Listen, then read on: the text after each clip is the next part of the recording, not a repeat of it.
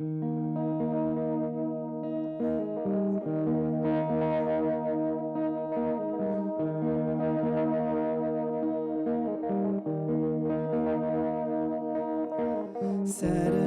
was silent, surely it was through. Since when has impossible ever stopped you? Friday's disappointment, Sunday's empty too. Since when has impossible ever stopped you? This is the sound of dry bones rattling. This is the praise, make a dead man walk again. Open the grave, I'm coming out. I'm gonna live again. This is the sound of dry bones rattling.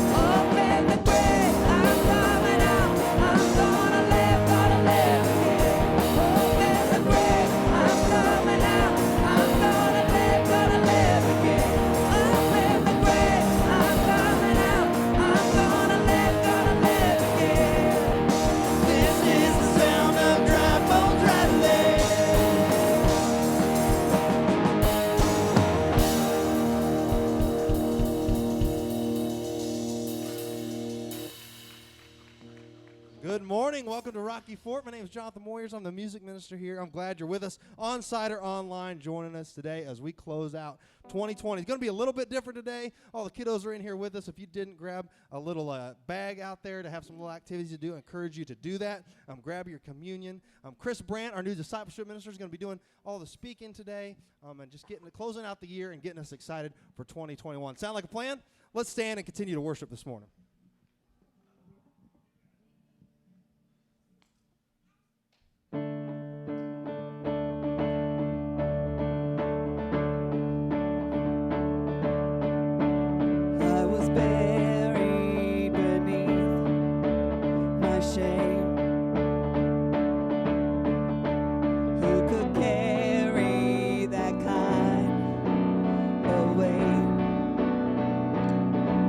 It was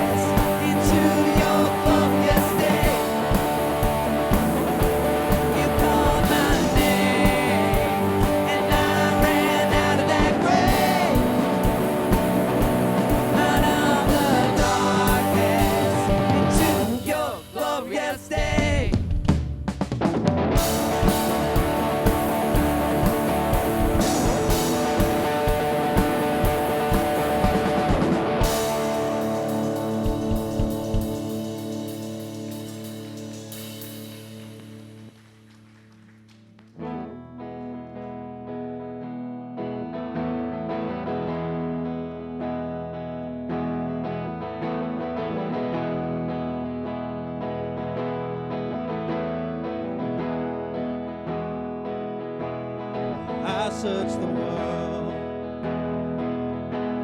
but it couldn't fill me. Man's empty praise, the treasures of faith are never enough. You came along and put me back together, and every desire is now satisfied here in your love. Oh, there's nothing better than you. There's nothing better than you. Lord, there's nothing is better than you. I'm not afraid to show you my weakness, failures and flaws, but you've seen them all. You still call me friend. God of the mountain, it's the God of the valley. There's not a place, mercy and grace find me again. There's nothing better than you. There's nothing better than you, Lord. There's nothing is better than you. Oh, there's nothing. Oh, there's nothing better than you. There's nothing better than you, Lord. There's nothing is better than you.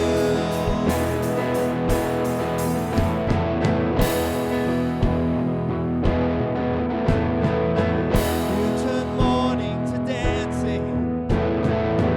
You give beauty for ashes. You turn shame into glory.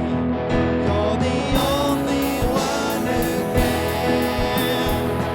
You turn graves into gardens. You turn bones into armies. You turn seas into highways. You're the only one who can. You're the only one who can. Oh, there's nothing better than you. There's nothing better than you, Lord. There's nothing is better than you. Oh, there's nothing. Oh, there's nothing better than you. There's nothing better than you, Lord. There's nothing is better than you. Oh, there's nothing. Oh, there's nothing better than you. There's nothing better than you, Lord. There's nothing is better than you. Are you thankful for that today? Praise God.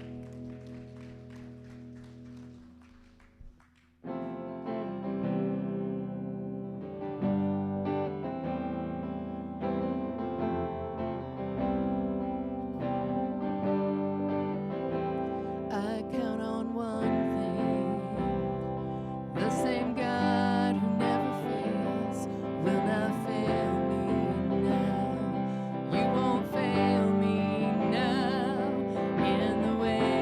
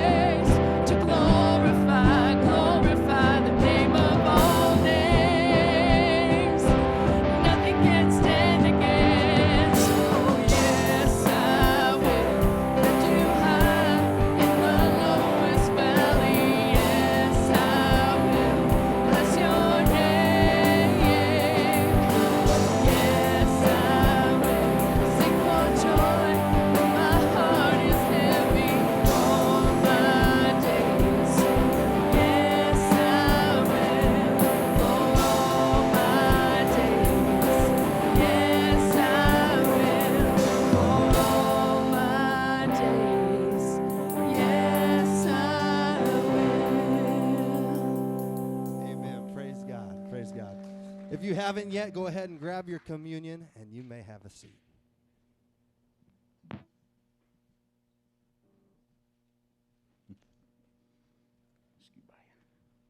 Well, good morning, everybody. My name is Chris Brandt, and I am the discipleship minister here at Rocky Fork. And it is absolutely a pleasure for me to come and spend some time with you this morning and worship and to share a little bit from the Word. I do things just a little bit different when I preach, so I hope you're ready. I like to do interactive things, like I ask questions, and I hope that you'll answer. That's what I hope. So I'm going to do that today. I'm going to start with just a couple of questions. You don't have to shout out answers, but just a show of hands, okay? How many of you have had an addition to your family in the past year or so? So child, grandchild, niece, nephew, in-law. So few of you. So when kids are born, what happens? What do people do? They tell everybody, right? It's all over the place. Now here's another question. Why do they do that? Why do people share the news, right? Why do they share the news? It's because they want to announce it to the whole world that they've got this beautiful child who has been welcomed into their family. That's what they want to do. They can't help it. They're overflowing with love for this child. And they just want to rejoice and celebrate with every single one of their family and friends. You may have noticed these videos playing in the background. We're playing them right now. And we play them before and after every service. And you may ask yourself the question, why are we playing these videos? It's the same reason that people announce births on Facebook. It's because we want to announce to the world that we have a new brother or sister in Christ, that we have a spiritual birth that has happened right here with these people. And it's awesome, isn't it? Isn't it awesome to see all of these people who are giving their lives to Christ? 31 of them this year. How awesome is that?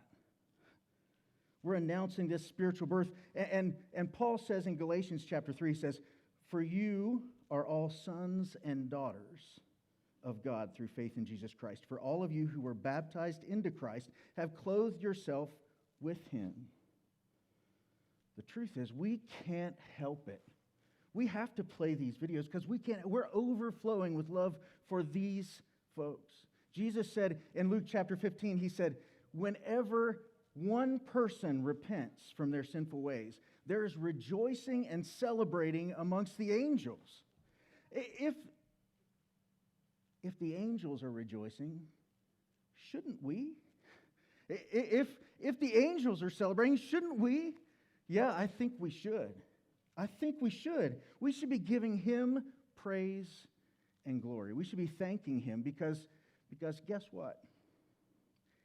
Paul tells us in Ephesians chapter 1 that God chose us. He chose them. He chose us to be adopted into his family as brothers and sisters in Christ, sons and daughters of the King. So I'm going to ask that first question that I asked again. How many of you have had additions to your family this year? Every last one of you has. Every one of you has 31 new brothers and sisters in Christ. How awesome is that? Let's give God a hand for that. Yeah, absolutely. So one of the questions that I get asked most often is, what are you doing here? Who are you? And I choose, I can't always read facial cues with the masks on, so I choose to think that it's people who are sincerely interested, not just people who are trying to get me away. So they asked me that question, and the reality is, this video is the answer. This video is the reason that I'm here. Discipleship is the mission of the church. Jesus tells us to go and make disciples, baptizing them in the name of the Father and the Son and the Holy Spirit, and teaching them to obey all I've commanded them. When these 31 people came up out of the water, they were disciples. But that was just the beginning of their discipleship journey. Our job, we're big brothers and sisters to these folks. Our job is to love them and to care for them and to teach them and to correct them and to praise them and to encourage them and to show them what it means to live a life devoted to Christ in a world that isn't. That's what our responsibility is. And my job is to create an environment where that's easy to do. That's my job. That's a really awesome job, and I love it. I'm happy that I have the opportunity to do that. Here's the thing. We want to have a reminder like this. We play this before and after every service because we want to have a reminder. A reminder that we have these brothers and sisters in Christ. A reminder that our purpose, our job, our role is to bring them up in the way they should go. If you're one of the 31 who's pictured here, welcome to the family. We're so happy that you're part of us. We are, and we love you. If you're not one of the 31, you got a job to do. You've got a job to do. Be a good sibling. Love on them, take care of them, and live a life worth imitating. That's not the only reminder that we have on Sunday mornings. We gather together every week, and we sing together, we pray together, we hear from the Word together. And the music isn't always the same, and the prayers aren't always the same, and the message isn't always the same. But there's one thing that we do every week that is absolutely the same. Just like we want to be reminded of our new brothers and sisters in Christ, we want to be reminded of the fact that the reason they are our brothers and sisters is because we serve a God who gave his Son for us. So every week we have this bread and this cup that we take together, communion, community of believers together around this table, and we're remembering the fact that Jesus is the one who brings newness of life. Would you pray with me? Father, we love you, and we are so thankful that you have given us your Son, that he loved us enough that he would give himself up for us.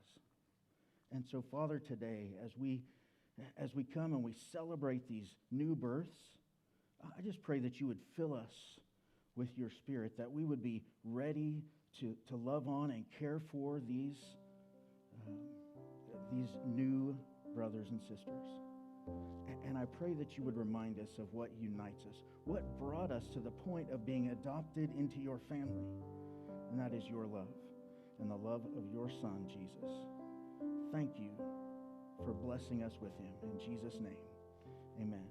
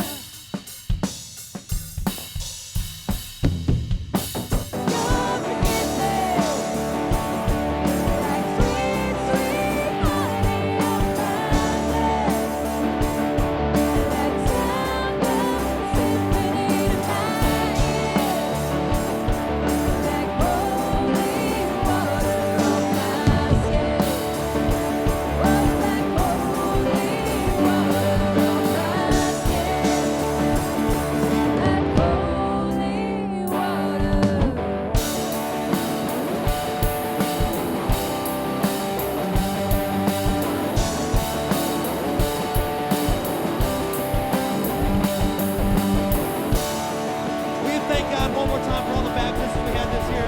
Praise Him. Fantastic. We're so thankful for those.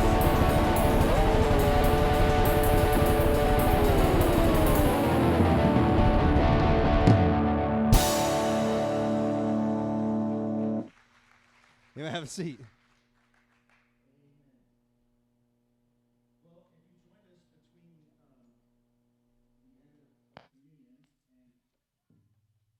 The end of this song, my name is still Chris, and I'm still the discipleship minister, at least for the next few minutes. It was up in the air. We were waiting to see how it went the first time. Exactly, see? So we were talking before about family, right? That's what we were talking about. We were talking about being brothers and sisters in Christ, sons and daughters of the King. And the truth is, we are really part of a huge family. I mean, literally billions of people, past and present, who are united together in Christ, who have given themselves to Him. And that is what unites them. But I don't want to talk about the Big C church today. I don't want to talk about the billions of people. I want to talk about us. I want to talk about the community here at Rocky Fork. I want to talk about the family here, united together in Christ. And the reality is, we're not so different from the churches that we read about in the New Testament. Paul wrote all these letters. He wrote these letters to these churches, and he has things to say to them. And he wrote those letters for a purpose. It's because something was going on in the church that he needed to address. One of those letters was to the church in Corinth. And Paul was really familiar with that church. He actually started it. He went there and he planted the church. He stayed there for 1.5 years. And when he thought they were ready, he continued his missionary journey, and he went on to Ephesus. But after a couple years in Ephesus, he gets word. He keeps tabs on these churches that he's been to, and he gets word that the church in Corinth is really struggling. They're struggling with division. And you see, what had happened is multiple preachers had come and gone since Paul had left. So Paul was there, and Apollos was there, and Peter was there. And there's this number of teachers that come through. And what happens is the people in Corinth actually start to identify more with the teacher than with Jesus. And because they've taken their eyes off Jesus, they start to have these squabbles and these disagreements amongst themselves. Well, Paul's not going to have any part of that. So he writes this letter, 1 Corinthians, to them to address the things that are dividing them. And if you were to paint a really broad picture of the book of 1 Corinthians, it would be this. We don't share a common heritage. We don't share a common history. We don't all have the same gifts. We don't all have the same capabilities. We don't all worship the same way. But we are still one body, united in Christ. Christ is greater than all of our differences, greater than anything that could possibly tear us apart. And so Paul says, hey, you know what? Let's focus on what brings us together instead of what tears us apart. That's what the letter of 1 Corinthians is. I want to look at one particular passage, one chapter in 1 Corinthians. I'm going to be in 1 Corinthians 12. If you're following along in your Bible or online or on your phone, turn to 1 Corinthians 12. We're going to start in verse 12. Listen to what Paul says. Paul says, just as a body, though one, has many parts, but all its many parts form one body, so it is with Christ. For we were all baptized by one Spirit so as to form one body, whether Jews or Gentiles, slave or free, and we were all given the one Spirit to drink. Even so, the body is not made up of one part, but many. So Paul says basically, hey, look, when you decided to give your life to Christ, when you decided to follow him, when you were baptized, you became part of his body. You became part of the church. It doesn't make you any less different. It doesn't make you any less unique. In fact, God made you the way you are for a reason. You aren't any different.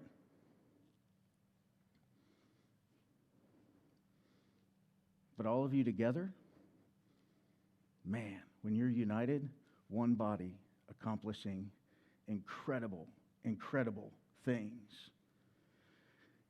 Paul carries this analogy further as he goes through this chapter in 1 Corinthians 12. And he talks about how different parts of the body, how they have their own specific functions and how they're not all the same, and how even though we may assign value to them, there is no part that is any more valuable than another. And he says that every single one of the parts is necessary for the body to function normally.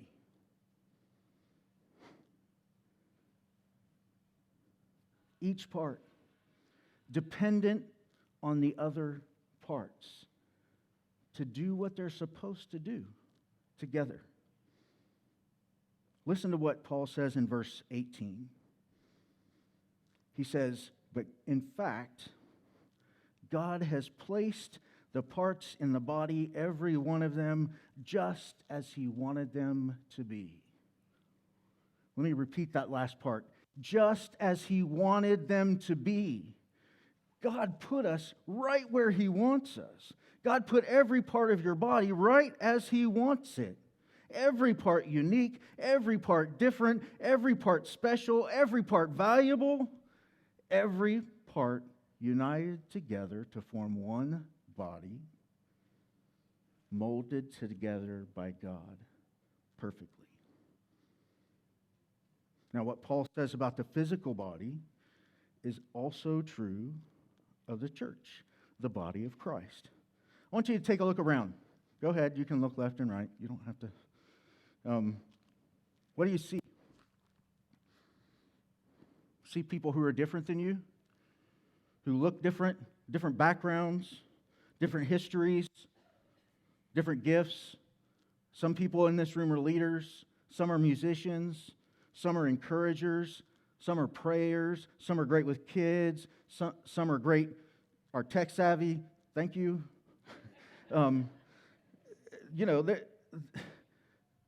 Everybody's different. No person or part more valuable than any other. All important, and every one of them necessary for the body of Christ here at Rocky Fork to function as it's intended to function.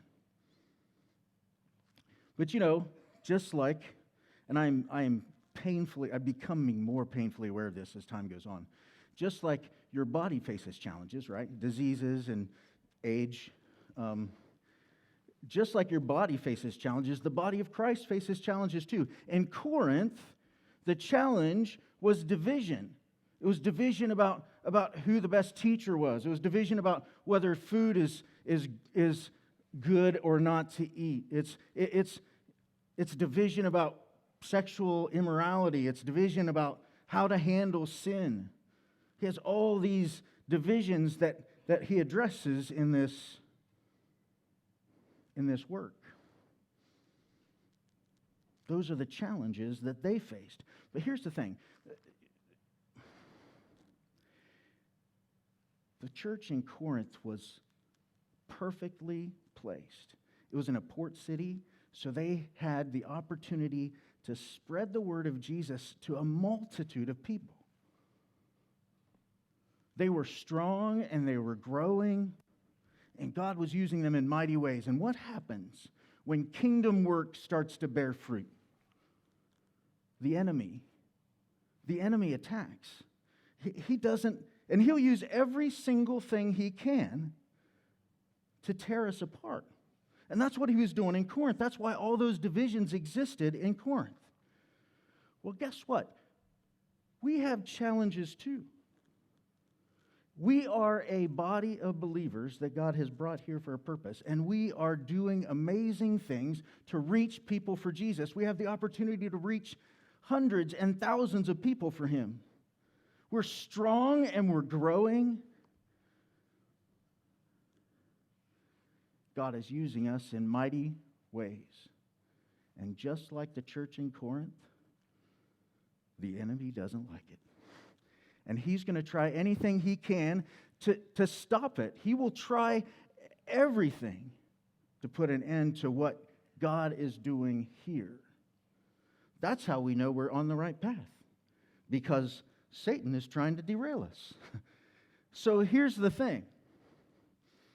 We think about the ways that Satan is trying to push us off the path, right? And we could talk about any number of different things, but I want to talk about a couple particularly. Satan has made it difficult for us to physically be together.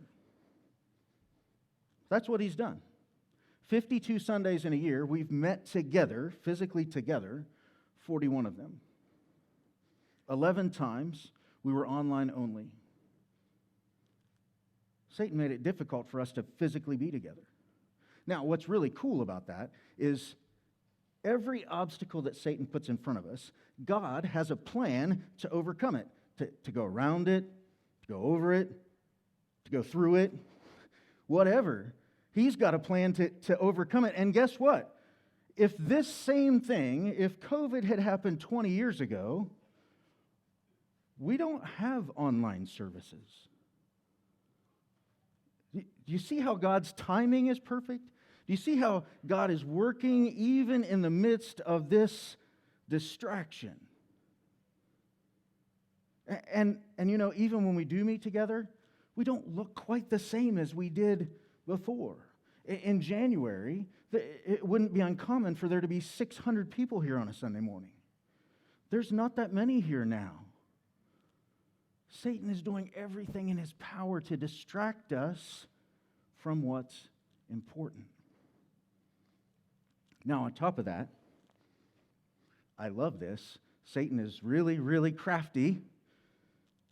He's created different disagreements about how we should handle COVID in the first place. We should meet together in church. We shouldn't meet together in church. We should wear masks. We shouldn't wear masks. We should get the vaccine. We shouldn't get the vaccine. You get the idea. I can't wait for things to get back to normal. Things are never going to be normal again. Everybody's got their own opinion. Everybody's got these things. And this is what Satan counts on. He counts on us focusing on those things. He counts on us focusing on whether or not we should wear a mask. That's what he counts on, to stop us from doing what God intended, to stop us from functioning like the body that he has made us perfectly to be. How interesting is it that God uses a virus, or Satan uses a virus that attacks the physical body to thwart the work of the body of Christ? How incredible is that? And how much did Paul actually know when he wrote this passage? He knew. He knew that we would struggle with these kinds of things. Now, I think if Paul were writing the book of First Hallsvillians, if he were writing that book, I think this is what he would say. I think he would say, take a step back. Stop focusing on the things that divide you. Stop focusing on your disagreements. And focus on the thing that unites you. You are one in Christ. You are one in Christ. It's okay to disagree, as long as we agree that Jesus saves us. It's okay to have differences as long as we are more focused on our commonality in Christ. We have really important work to do, work that has eternal consequences. We can't afford to be distracted. We have to focus on what brings us together. Paul says in verse 27, he says, "Now you are the body of Christ, and each one of you is a part of it." So we've got these challenges, and I know it's easy for me to say, "Oh, just focus on Jesus and everything will be okay." Now, how do we really do it? I mean, really, how does that happen? I think we can find the answer in another one of Paul's letters, Philippians. Paul writes to the Philippians in chapter 2. He says, "Therefore, if you have any encouragement from being united with Christ, if any comfort from his love, if any common sharing of the Spirit, if any tenderness and compassion, then make my joy complete by being like-minded, having the same love, being of one in spirit and of one mind." And here's the how. "Do nothing out of selfish ambition or vain conceit. Rather, in humility, value others above yourself, not looking to your own interests, but each of you to the interests of the others. In your relationships with one another, have the same mindset as Christ Jesus." We are supposed to be like-minded. We are supposed to be united together in Jesus. And guess what? We are, whether we like it or not, we are part of one body. And the way that we overcome our differences and our disagreements is simply by putting ourselves last, by looking to other people's needs first, by looking to them before looking to us. Jesus showed us how to do this. His whole life was lived for other people. Everything, he didn't teach for himself. He taught for us. He didn't heal for us. He didn't perform miracles for himself. He performed it for us. It's all about someone else. Jesus didn't die on the cross for himself. He died on the cross for us. That is what unites us. We can follow that example, and we can be more focused on other people than we are on ourselves. And that makes it really easy to be united together. Next week, we're going to talk about how the community of Rocky Fork, right? This family, this body of believers can come together and do amazing things in the community around us. But it only works if we are together, united in Christ. I want to finish with a couple of things I'm going to ask you to do. The first thing is pretty simple. I want you to take out your phone. Go ahead. It's okay. I give you permission. Take out your phone. And you remember earlier I said that, there were more people here at the beginning of the year than there are now. I've heard people in the hallway saying, "Man, I miss so-and-so. Man, I wish so-and-so were here."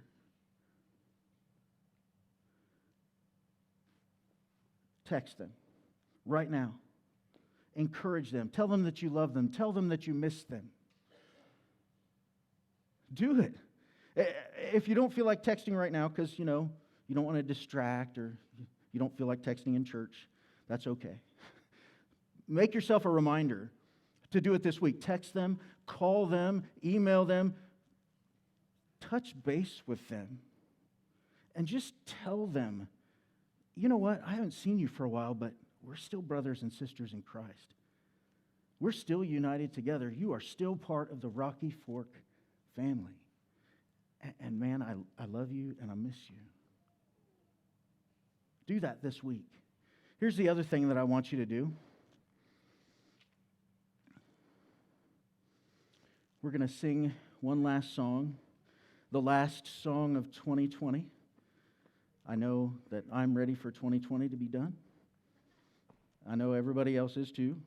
We're going to sing this one last song. And I want you just to take a minute and think about where you're at. Think about your place in the family, in the community of Rocky Fork. And the question is, do you feel like you are part of this family? And if you don't, is it because you haven't given yourself to Christ? Is it because you haven't accepted Him? If that's where you're at, if you don't feel like you're part of the family here, the water's warm. We have t-shirts and shorts and towels and everything else. We're ready for you because we want to welcome more brothers and sisters into the family. If you are already part of the family and you feel like you're part of the family, I want to encourage you to bring others to Jesus.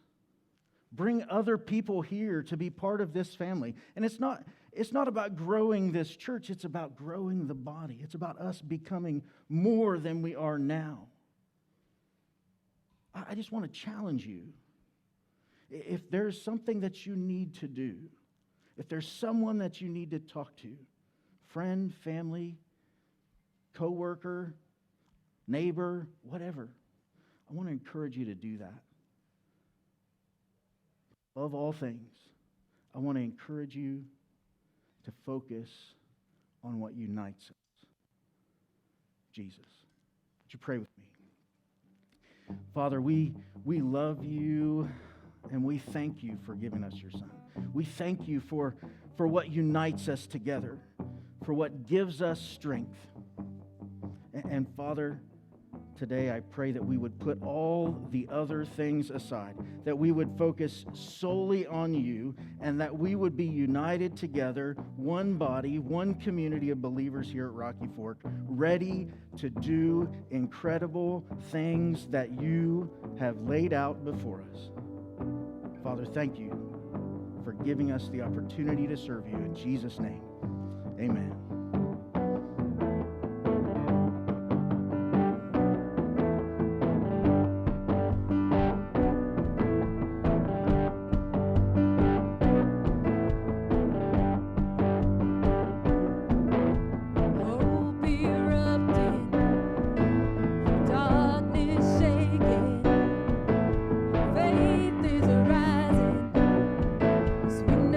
We know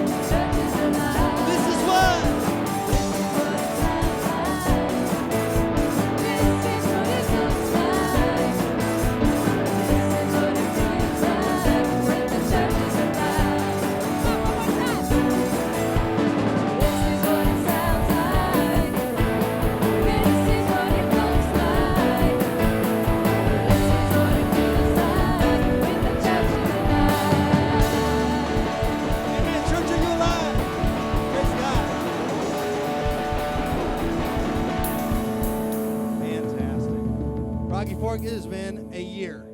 So let's close it in prayer. How's that sound? Lord, I thank you so much that you are King and nothing else is. We are so blessed at this church to have you moving in ways that we had no idea was going to happen. And Lord, we want to pray a dangerous prayer for 2021, that you will continue moving here. Move us, change our lives so we can change our community. We thank you. We praise you. In Jesus' name, amen. Rocky Fork, close the year out strong. We'll see you next week.